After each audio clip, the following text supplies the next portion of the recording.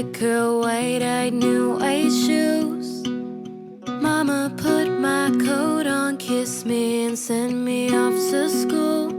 For my first day at a new place, Daddy held my hand and walked me down the hallway. And he waved and said they'll love you. Not all Southern girls are met with open doors. Some of us are looked down on before we're even born. Curls are too tight, skin is too dark to feel beautiful just as we are. I'm a Southern girl with her own kind of Southern curves, with her own kind of Southern curves.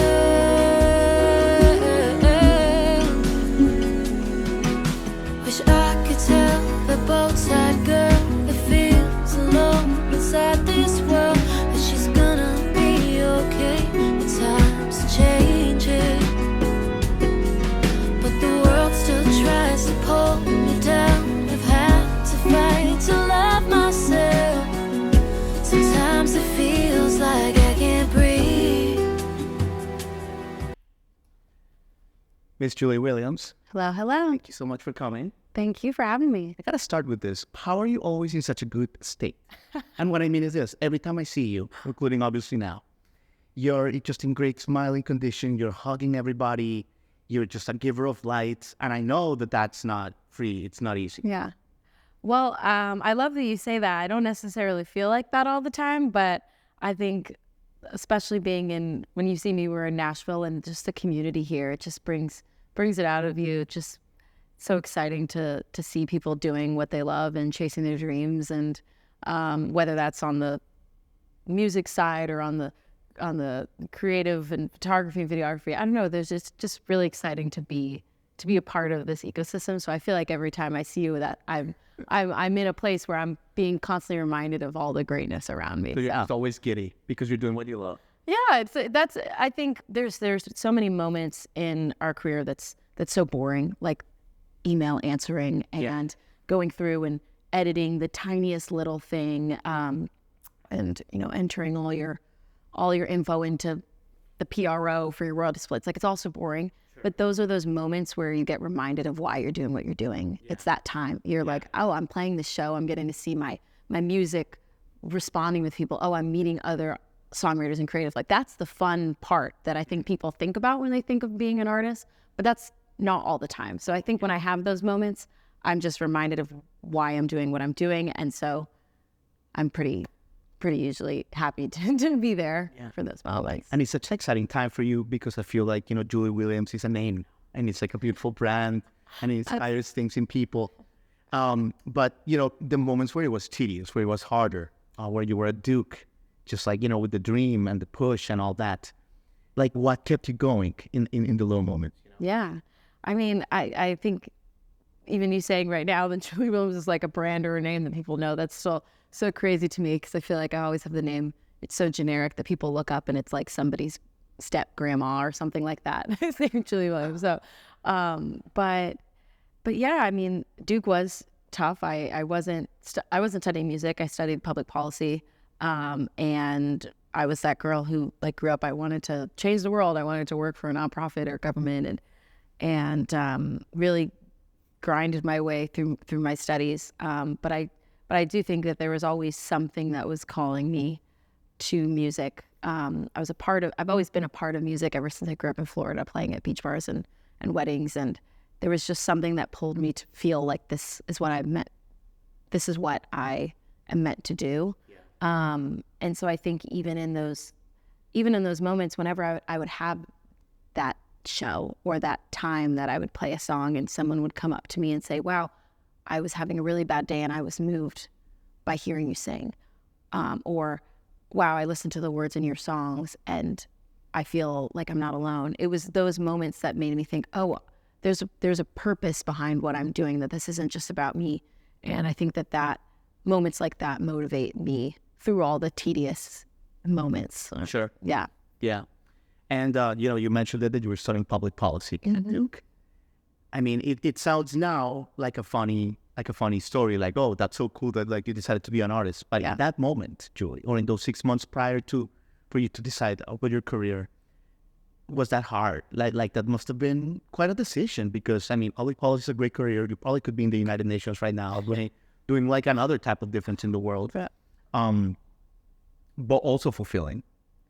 But like when you decided to make this choice, talk me through that. Like, was that hard?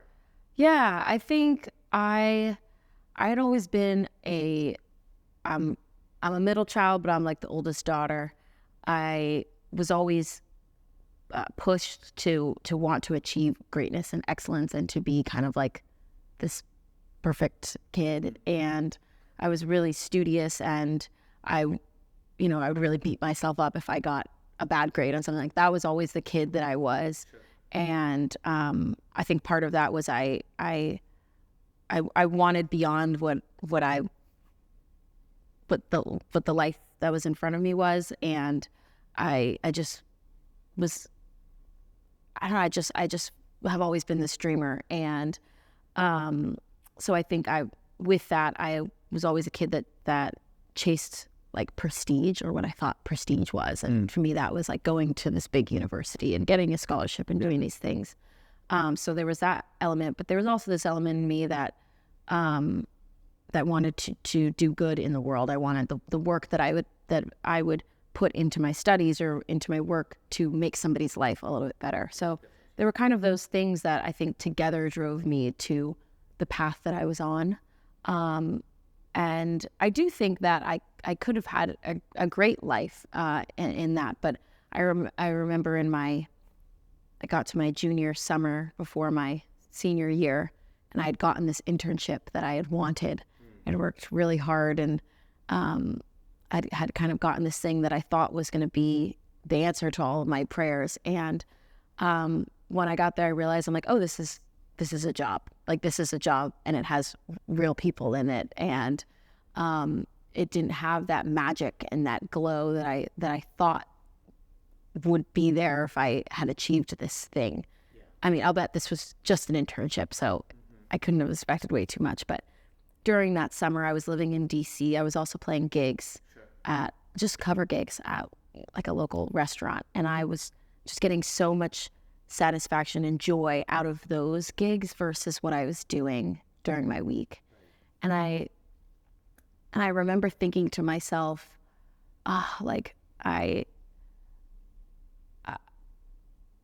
already had felt so set in this one path, in this one career that was chosen for me, in this relationship that I was in. Like, it just seemed like my life was already just going for me, which is funny to think about now. Like, I'm like, oh, I was like 21. Of course, I had so much ahead, but that's what it really felt like to me. And it wasn't until a mentor at that internship, I had asked her, I was like, how did you get to where you were? How did you get to this huge position? What did you do right after college? And she said, I loved to row. I was a rower. And I wanted, and she was like, and I wanted to go to the Olympics. So I moved to San Diego and I rowed for 3 years.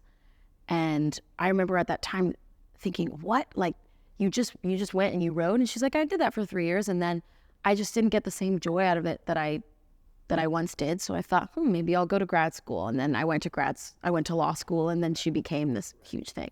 And it was at that exact moment, it was almost like she was giving me permission to like chase my dreams. Even though I don't think she necessarily knew that in that lunch. Sure. But it was kind of this, she kind of gave me this thing of being like, you don't have to figure it out. You can go and pursue something you love and go to the Olympics in it, or you cannot, and you can achieve greatness someplace else. Like, I think I'd only thought that was my only path to greatness and to a good life and to like making my parents proud and making myself proud. I thought that was the only way.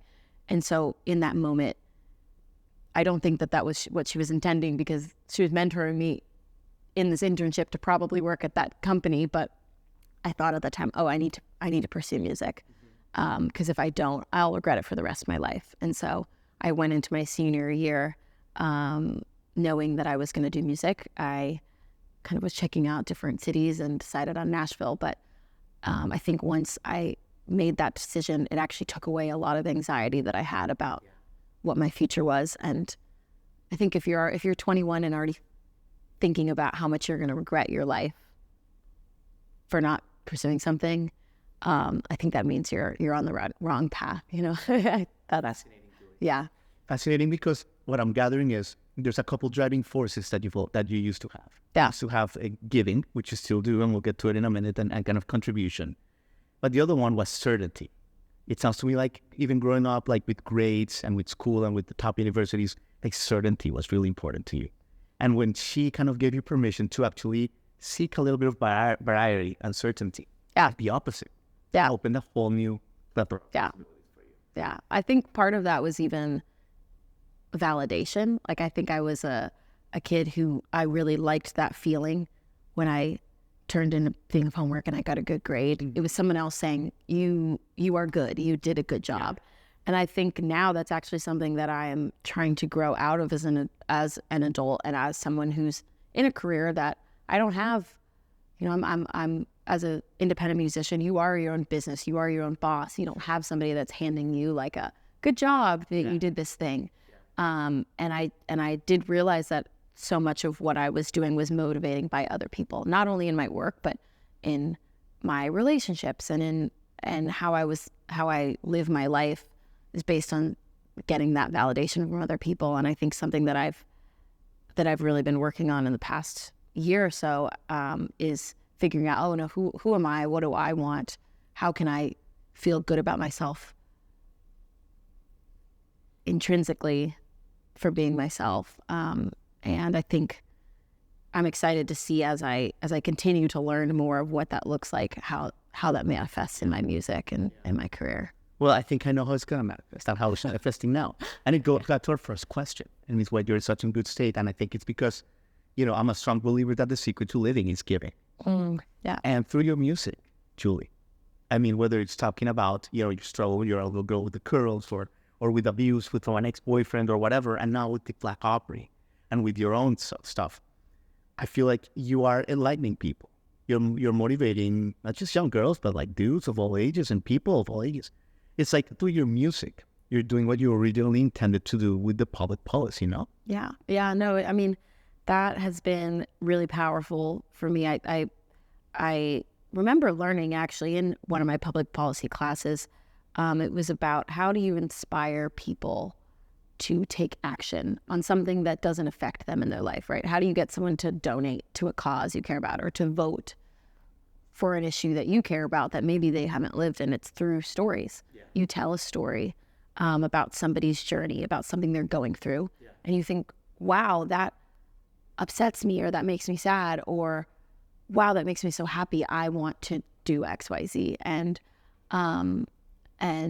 I really think I learned the power of storytelling then in that context. But once I started to incorporate my own stories, as you said, my story of my hair and my journey to love my curls in their natural sense in my song Southern Curls, and the Prince, which was an experience that I had of sexual violence with somebody that I went on a date with, like that was an experience that was really difficult and hard for me to kind of go through, and then to put it in a song and know that maybe somebody will listen to it and feel like they're not alone. I think there's something so powerful in that. But then even, just songs and stories of trying to figure it out in my 20s and relationships and breakups and, and feeling good about myself. I think I love songs that just paint this picture, and whoever you are and whatever brings you to that moment to read that story, to see that picture, you're going to pull something completely different out of it. It's like when you go to an art exhibit and you see this painting and one person sees it and they're like, I don't know what that is. And another person sees it and it changes their whole life. I think it's just kind of painting that picture and then allowing people to get things out of it. I think it's fulfilling, but it also in a weird way takes off a lot of the pressure to, as a songwriter and as an artist, to make sure you're like, I want this person to get this thing from this piece of art. I want it to have this message and this purpose. So what is going to be the most universal thing that I can say to get the most people to get this story? And I think that was when I first started writing songs. That's what I thought. I would think I tried to appeal to the masses too much and with my language. And I took this amazing songwriting class when I first moved here. And I remember she was talking about it's all in the details and it's all in these little mundane things that you don't think are that important. But everybody's life is full of these tiny mundane things that they don't think are important. So when you actually put those little things and you just, you genuinely talk about, oh, I walked from here to here and these are the little things I saw and I stubbed my toe, right? Like you think that's so dumb, but there's going to be somebody that's like, oh, I walked here and I stubbed my toe too. It's like when you focus inward, you actually then can have more impact outward. Yeah. So now it's like, oh, let me just focus on my stories and finding those beautiful details within things that I might not think are that beautiful. Yeah. You write every day? I wish I could say that I did. I definitely write something. Sometimes I'm writing emails or other things. But I feel like I go in seasons.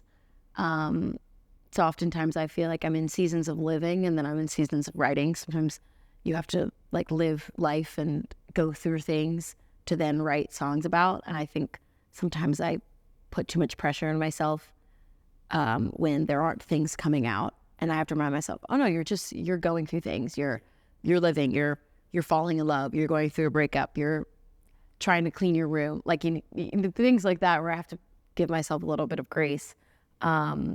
But I do think that I'm constantly observing things in the world around me. And if I hear something that inspires me or see something, I'll always write a little voice note or something. And then come back to it and write myself or, take those little moments and those snippets and bring them to a co-write and sit down and say, oh, this is what's been in my mind and let's bring it forwards. But I find that if I try to push an idea or a song or a poem that I'm writing too hard and don't give it that time to breathe, sure, then I feel like I miss out on so many moments or moments of reflection that then could give me a different angle to approach a song or a line. Totally true. Yeah. Well, I know you got a lot going on, so thank you for your time. Julie, let me ask you about the Black Opera for a second. Yeah. Because that almost came by an accident, right? And it includes a bunch of friends of our show, like Rizzy Palmer and Miko Marich and so many.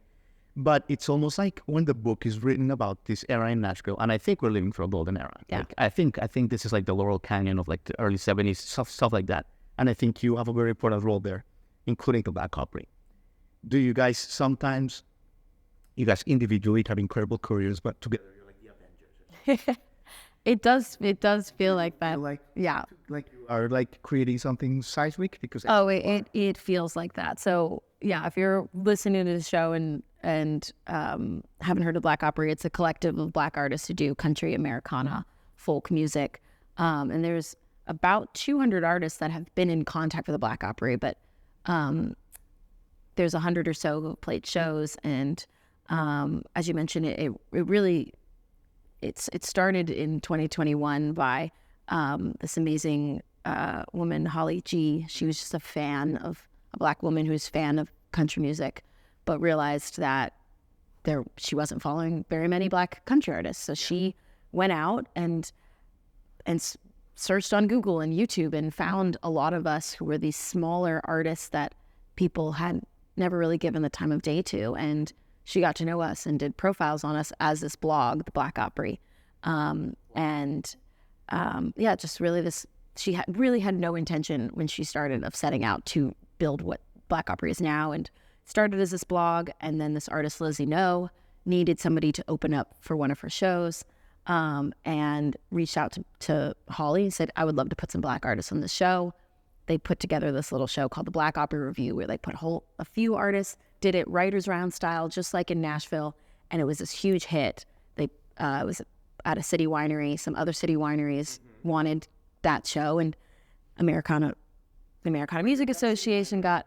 So the crazy thing is, everyone thinks that I was there right at that beginning, but I actually wasn't.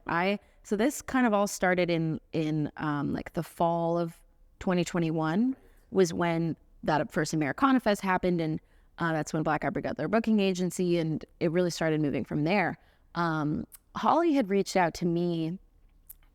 I need to go back to find the exact time, but when Black Opera was really small, I think there was like 9 followers on Instagram, and she sent me a message saying, "Hey, I would like to do an artist profile on you." And we joke about it now. I did not respond because I was like, I don't know what this is. Yeah. And yeah, I was like, I don't know what to respond. So I was not there in that first moments, but in January of 2022, I was playing a show with my friend Bonner Black, who was at Devin's New Year's show that you saw. Yeah. Oh my gosh, Bonner is one of my closest friends, and she's just, I mean, incredible. And we were playing a show together. It was at the Listening Room in Pigeon Forge, and it had just opened up. So she said, "Hey, I'm playing a show over here. When you want to come and do it with me?" And we drive all the way to Gatlinburg, Pigeon Forge, which is like 3 hours from Nashville. And there were, no joke, 3 people there. It was the 2 of us playing to a room of 3 people. And we played the show, and I remember just feeling so like dejected. And at that time I was questioning, I was like, what am I doing here? I'd put out Southern Curls, and it had a little buzz at the beginning, but then it really faded, and I hadn't felt really inspired or really felt like what I wanted to do was going to have a place here in this industry. And we played that show in Pigeon Forge, and I posted a little Instagram story saying I was there. And Holly reached out and said, "Hey, we're here playing a show at Dollywood. You should come. And you should come meet everybody." And I remember thinking, I was like, I'm kind of tired. I'm not in the best mood. And I said to Bonner, I was like, we could go, we could not. She's like, let's just go. You know, we can go. It can go, and it could be lame, just like this other show was. Or we can go and have this amazing time. And I do attribute that, you know, that moment to Bonner being like, let's just go. And we went, and I got there. The show was already over, but I got to hang in the hotel room with Holly G and Tanner and Roberta Lee, Aaron Vance, and I started to meet all these people. And we just sat there in the hotel room, passed around our guitar, singing songs. We were all crying at some point, and it just felt, I just felt this magic and this family with these people that I'm literally sitting in a hotel room. And that's when they first started kind of filming this Black Opera documentary. So that was the first year we were filming it. So I think people were like, "Oh, you've been here since the beginning." And I was kind of there at that beginning time. And I told her, I said, I want to be a part of this. Put me on any show, any place. At that time, I was really single. I was like, I've got nothing in Nashville that I need. Put me on the road. I will live in my car. I want to do this. Yeah. And so she put me on some of those first few Black Opera runs. And from there, kind of the rest was history. And once I played those first few shows, I just remember thinking it was like me, Roberta Lee, Tyler Bryant, Nikki Morgan. On this first run, we played Macon, Georgia, Waverly, Alabama, and Charlotte, North Carolina. And I just knew from that moment, I was like, I don't know what this is, but this just feels like magic. And I feel more inspired, more loved, more comfortable than I've ever felt before. Yeah. Doing any sort of work, playing on any sort of stage and any sort of show. And I'm just like, I just need to give myself into whatever this is. And from there, that's when I was then able to start booking my own shows. It got me on the radar of Leslie Fram and CMT and all those things that then I got the next one of country. And really from there, my life has changed. And I don't think I would be where I am today without the Black Opera. And I think there's a lot of artists that would say that. And so I think that it is this new wave that does feel like this golden era, because I think for so long, there's only ever been able to be one. There are labels that say, oh, we signed a woman this year, so we can't sign another one. Or we already have a Black country artist on our roster, so we're set.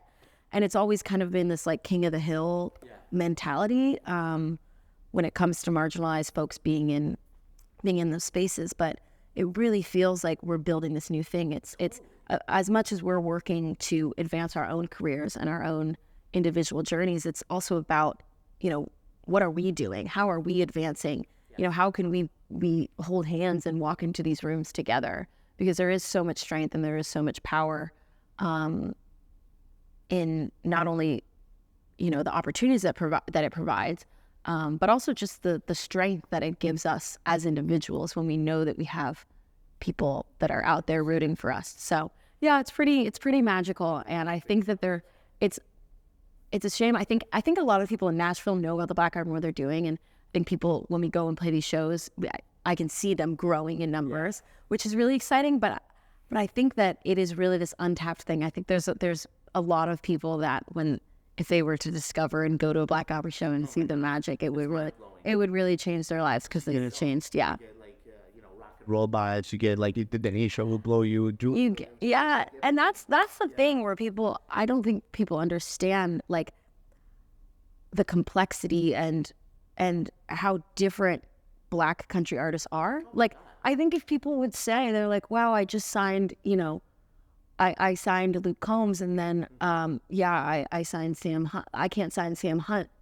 You're like, those are completely different artists, their artistry. Yeah. Oh, I can't bring in Brothers Osborne because I just got Lainey Wilson, right? There's so many differences, and why have we been able to see those variations between white artists and their artistry and distinguish, and then with people of color, because the music that I make is so different than the music, yes, and the music of the Duo, and of Reese Palmer and Chapel Hart, right? Like, we are completely different artists that have different genres that are gonna have different niches, while at the same time really supporting and uplifting each other. But I think by looking at us all as this like monolith, it's a big disadvantage to us artists, but also to fans and to labels. Like, there's really this plethora of artists that have these unique sounds, that I think once people really get to know the Black Opry and get to know, Color Me Country, and really dive in, you get to see this beautiful variation of folks. Yeah. Too. Well, let me leave you with this. Today, when we're recording this, and Beyonce has the #1 Billboard song. Yeah. First person of color to have it. A first Black woman. Yeah. Yeah. First Black woman to have it. Tell me a little bit about your thoughts on that, if any. Does it inspire you? Like, what do you think it means? Just like whatever you want to go with it. Yeah. I mean, I feel so inspired by this era. I mean, even though last week I had posted a TikTok saying I'm so excited for this Black country era, not only for Beyonce and what this means for her, but also what it means for independent Black artists. And that TikTok was my most well-performing TikTok. Wow. And I put a list of all the artists that I love, and immediately I saw my follower count go up exponentially, and on all these platforms. And there are a number of my artist friends who are also saying the same thing, that there are people that are finding us. There are Black fans that are finding us, which is really amazing. And a lot of people that say, I didn't think I would listen to country music, but I found your music and I love it.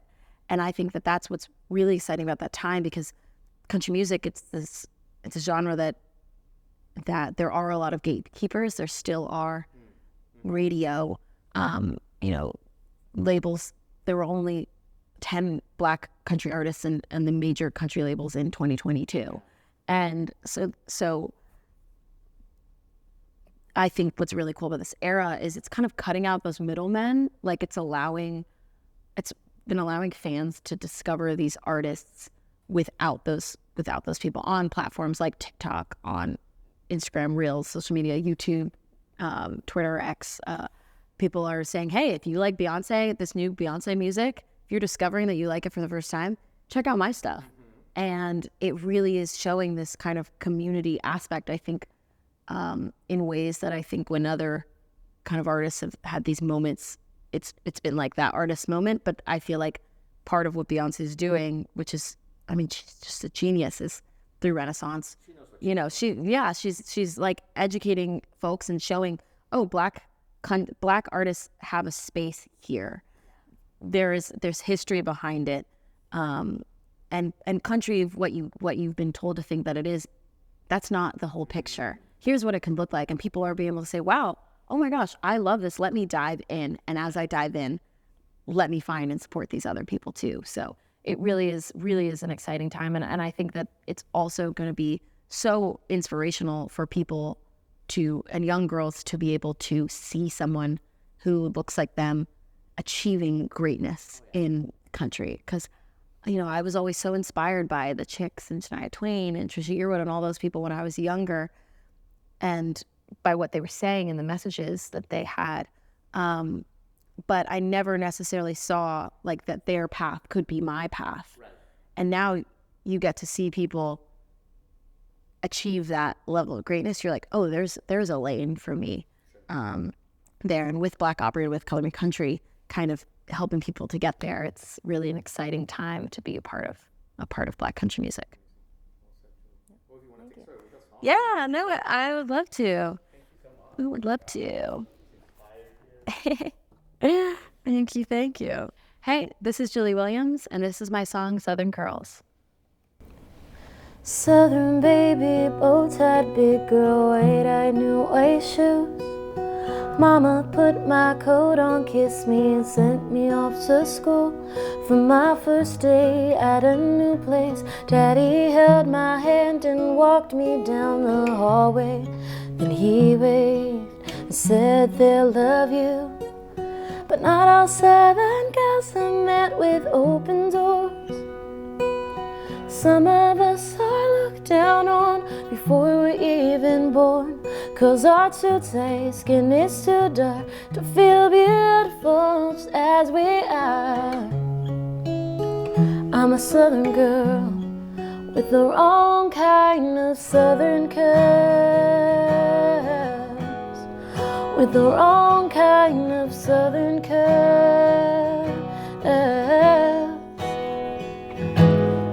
Nearly 15 lipstick sneak in Mama's high heel shoes.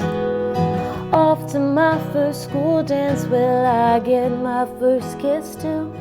Was on cloud 9 till I heard my biggest crush tell me I'd have better luck with my own kind. And I cried 'cause I knew not all Southern girls are met with open doors. Some of us are looked down on before we're even born, 'cause our too tight skin is too dark to feel beautiful just as we are. I'm a Southern girl with the wrong kind of Southern curves, with the wrong kind of Southern curves.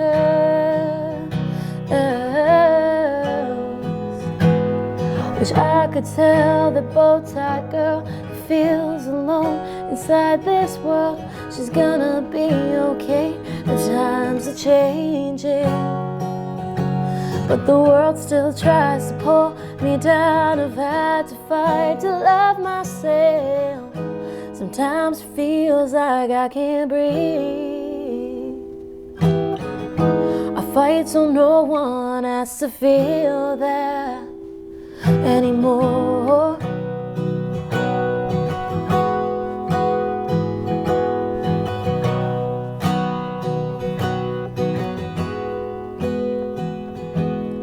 "23 in Music City with dreams and high-heeled boots, singing for a crowd of blue eyes. Well, they want me to, but all those mean words that ruled my world don't make me feel like less than anymore, because I know that I glow and so do you. Not all Southern girls are met with open doors, but all of us are beautiful from the moment we are born. 'Cause aren't too tight, skin ain't too dark, we are beautiful just as we are. We are Southern girls with our own kind of Southern curves, with our own kind of Southern curves, with our own kind of Southern curves.